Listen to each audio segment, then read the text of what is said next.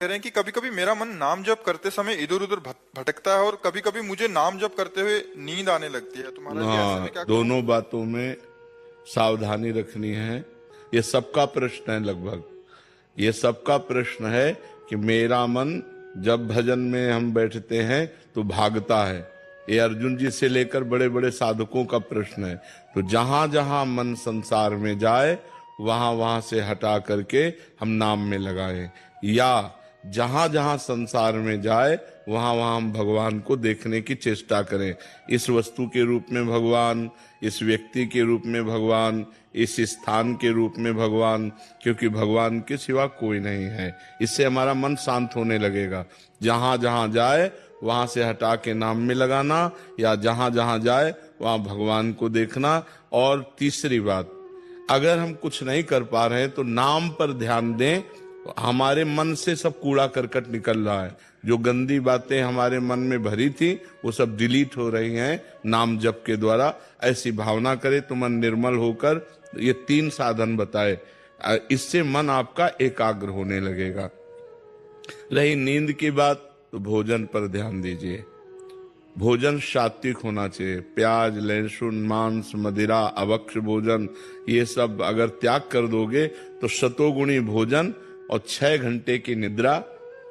अगर आप जो नींद ले रहे हैं वो 6 घंटे तो होना चाहिए। स्वस्थ शरीर के लिए 6 घंटे आवश्यक है। तो अगर आप 10 बजे रात के सो जाएं तो 11, 12, 1, 2, 3, 4 बजे आपकी आंख खुल जानी चाहिए और फिर नींद नहीं आना चाहिए। अगर नींद आती तो खड़े होकर भजन करना चाहिए, टहलने में नहीं आनी चाहिए।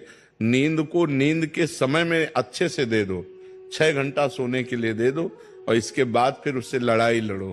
फिर उसको मतलब आलस्य प्रमाद में समय नष्ट नहीं होना चाहिए।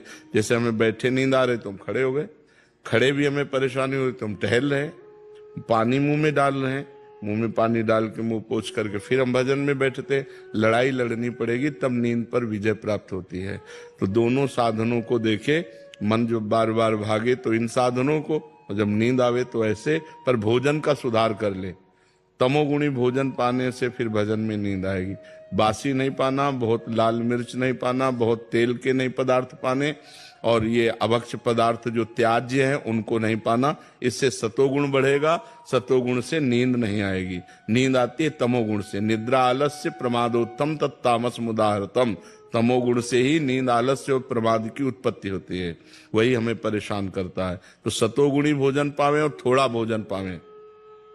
अब दबा के यहां तक भोजन पाया तो फिर तमोगुण तो हो ही जाएगा। अगर हमारा 8 रोटी से काम चलता है तो हम 5 रोटी में लावें धीरे धीरे। वैसे 24 घंटे में शोध किया गया तो 400 ग्राम अन्न से भरपूर स्वस्थ जीवन चल सकता है। पर अपने देखो, किलो 2 किलो तो एक बार में हो जाता है। सब्जी दाल सब मिला के खान पान। अब पानी चाहिए। जैसे हम 1 किलो अन्न पाए तो हमें 2 किलो पानी चाहिए। उसमें डबल पानी तो हमें चाहिए ना। और फिर वायु के लिए जगह चाहिए। पेट में थे, अब पेट में दबा के अन्न ही भर लिया, फिर पानी तो ऊपर सांस फूल रही है और भजन में मन नहीं लगेगा। प्रमाद स्थिति। अल्पाहार, थोड़ा भोजन पाए, अच्छे से जल जितनी आवश्यकता है 3-4 लीटर 24 घंटे में तो जल चाहिए ही। और वायु के लिए जगह खाली रहनी चाहिए। तो साधक साधना कर सकता है। नहीं तो अब होड़ लगाकर भोजन पाने वाले हैं कि हम तो फिर भजन नहीं होगा। जिसका भोजन नीरस उसका भजन सरस, और जिसका भोजन सरस उसका भजन नीरस। पक्की बात समझ लो। भोजन में बेस्वाद पाना चाहिए। दाल रोटी सब्जी उसमें कोई स्वाद, लेकिन स्वाद नाम में लेना चाहिए। राधा